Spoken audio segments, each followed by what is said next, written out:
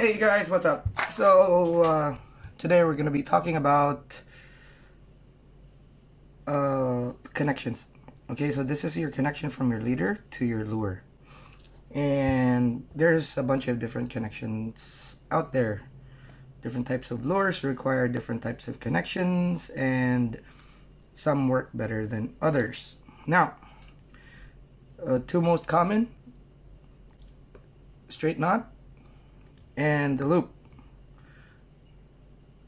Which works better? Well, it depends on the lure, actually. Okay, so it's not to say that a straight knot direct to the lure will not work. Some people feel that a loop knot would probably work better because it makes it give a lot more action, and the same people would probably say that snaps are better.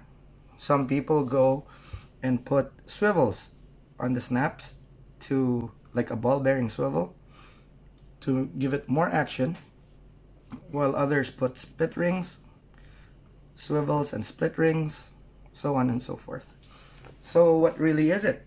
Now, this actually goes into the domain of personal preference.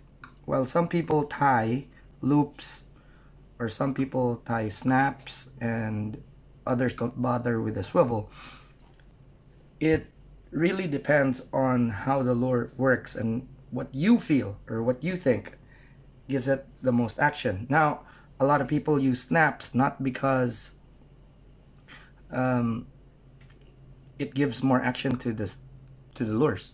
Well, most people actually put snaps just so it's convenient to change or swap lures according to the conditions or the changing conditions that they're facing. It could be that they just are looking for that one lure that works for them that particular day or that particular instance of the day. So some people prefer to tie knots, some people prefer to use swivels with the snaps, some just the snaps, so on and so forth. For me, and this is from my personal experience, really, I like tying knots more than snaps or whatnot. I would do that if the area I'm fishing with requires me to change a lot of lures. It's just faster. But for me, having a knot there is already a weak point, because, well, knots can fail. Okay, so having a snap that could fail doubles it. Okay, so it really depends. Now, I am very confident with the knots I tie. Okay, I've been tying some of them for years. I've still used the first knots that I've tied since starting fishing, really, and they work well. I mean, undeniably, of course, for me, I'm confident because I've been tying them for a long time, since I was a kid. But for snaps, I've had some really bad experiences, and you know, you gravitate towards certain types of snaps. Okay, so what I have here are mostly what I use. Okay, this here, box here, and this little box here. Okay, so these are the types that I used, and there are some that I avoid like a plague, really. Even brands. Okay, so stick with the brand that you really trust. Otherwise, when you do lose a fish just because of the snap, you'll end up actually blaming the snap more than anything else. You know, if it opens up, you know, you tend to say like, okay, so this brand is really bad and all that. But you only get to catch the fish of your lifetime once. Okay, that's why it's called a fish of a lifetime, and I'd rather not risk a weak point, which is why even if I had them, okay, there are only certain times where I would use them, and it's not all the time. For me, I'd rather tie a really long leader and cut back as much as I could. But okay, that's my preference. Okay, let's talk about the connections themselves. Okay, the advantage of the of course, just the knot here, is that it's a good solid connection. Okay, the problem is sometimes some lures don't really work well when it's really tight there, so you have to go to a loop knot. But the problem with the loop knot is that it compresses. Okay, so you can see here that although it is a loop, we can see, see if we can, there, although it is a loop, when you pull, there's still some pressure. Okay, and it might not give your lure the best action possible. Now, when the bites are few and far in between, the action of the lure matters the most. Okay, it's not when the fish are biting, it's when the fish are difficult to catch, and that's when it matters the most. So for me, if you know, fishing's tough and all that, I'd use a snap, just because I know that it gives the lure the best action possible. There are a lot of snaps available out there. Okay, there are clip type snaps such as these, as you can see. Take one here. Okay, this one is really good. Okay, quite solid. Heavier duty one, of course, they come in several sizes as well. And there are some, this is my light tackle snap box, so there are some that are for really light tackle, and I wouldn't really use them for anything heavier really. Like these ones, these are these have been around for a long time. I forget the name, but they've been around for a long time. I'm pretty sure these are discontinued, but they're okay for small lures. Most important thing is you have to use the smallest ones that would work for your lure, because having a big snap or even a snap swivel combination will actually ruin the action of the lure rather than helping it. So that's very important. Okay, there are some lures with split rings like this. Okay, this one right here, and your line is meant to be tied on there. They're great, it's just that split rings are also kind of weak. So these are the lures that for sure you would need a snap. Some lures actually have solid rings, and those are great. Like the old CD Magnums, they have solid rings, and those are great. Okay, you don't need to change them. They're very strong. Now for light tackle lures meant for casting such as these, like for this one in particular, there are some long slim type lures there that need a snap, because they swim way better with a snap. Now remember that a snap is solid, it won't collapse. Okay, adding a swivel there will give it a bit more action, but it also depends on the swivel that you're putting.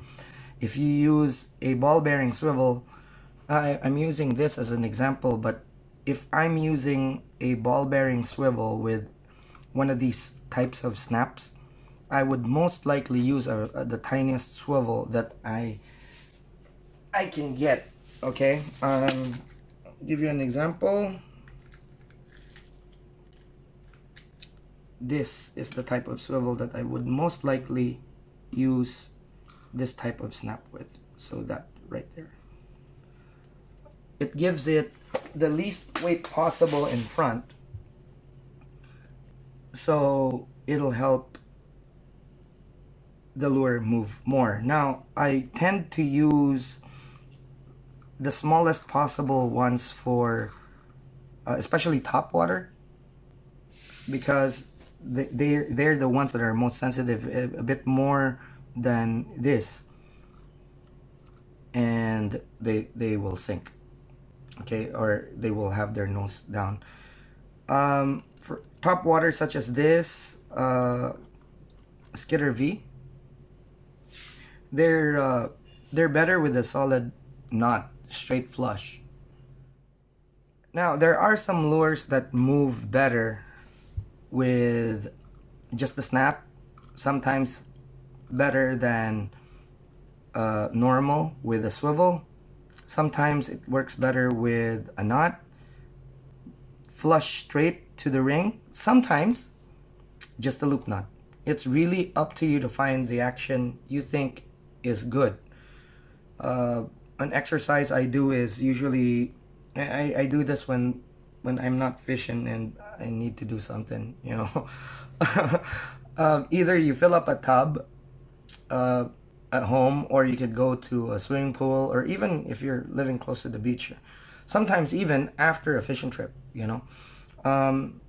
Have your rod rigged with a snap, another one with a snap swivel, okay, and one that's just for you to test out loop knots and solid flush knots that are flush straight to the eye, and see exactly if it moves the way you want them to. Okay, no one would be able to tell you that this lure moves real bad with a snap. It's really up to you and your fishing style. Sometimes there's well, most lures have what I call inherent actions in them, and most inherent actions actually display themselves in different levels when you put different types of connections in them. Now, there are some people that want to, what I call, choke the action, which is kind of limit the action that a particular lure does. Like, take for example, just as an example, I like the action of this particular one. Okay, this is the twitch and mullet. I like the particular action of this lure with the split ring. If I add anything more than a split ring on this, it has kind of like a, I don't know, for me it kind of looks so like a weird action. It's nice and everything because it wobbles and it rolls more and everything, but I don't want it to do that. Okay, and sometimes maybe it'll trigger a strike, you know, but for me, I like the action of this. It's kind of like an underwater walk the dog, and it's great with just the snap. But if you want more roll, you can add a swivel. That's it. Okay, I just don't like the roll.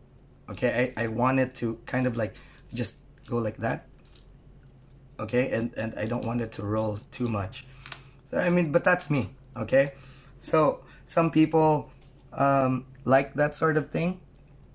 I don't. That's why I use just the split ring.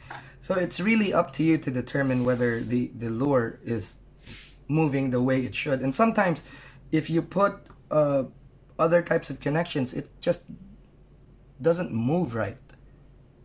And not one manufacturer would actually tell you or recommend that, oh, you use this with a snap or you use this with a knot. It's really up to the individual to determine this. There is no single video out there from any manufacturer that tells you should use a snap or you should use a swivel with it or whatnot. But if you look at user videos online, you know, you'll find people using lures such as the Explode or any other popper with like a really big swivel and split ring combination. It's just that they found that it works better for them. So yeah, I mean, some people use just knots on their poppers or on their stick baits. It's really dependent on each person and how they think the lure works in their eyes, if the swimming action is good or not. It gives them a bit more confidence when they're using it, that you're thinking that, okay, this moves the way it should for you, and that gives them confidence. Okay, so it's also a good exercise, actually. You know, just don't take the what the manufacturers say. Go out there and do your due diligence and see exactly how the lures move, and you'll see, maybe you'll just find out that if you're doing something like, take for example, on a long twitch and then you pop it, it does something with a swivel on.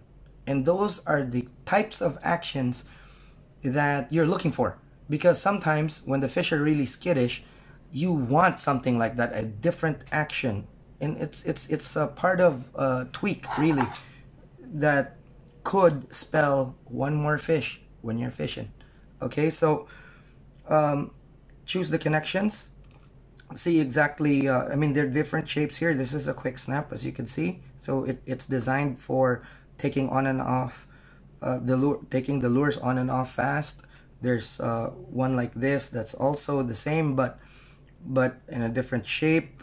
This looks kind of like an egg, sort of, but it's a snap that you know, you just take on and off, you open. Some snaps like this don't require opening of any part. This one you have to. So choose which one you actually prefer. Don't just use one type and think that it's the end all. Choose also the types of snaps that work for you and your system, and then gradually you'll be able to develop your own style and see exactly if there are some differences on the motions of the lure, and see if it's something, who knows, maybe it's a bad motion, maybe it could be something that brings it on top, and if it's a subsurface lure, it's not something that you would probably want. Sometimes it makes a top water dive, and that maybe that's not the type of action that you want. So again, play around with it and see exactly what works for you. All right, so that's it for me, and see you in the next video.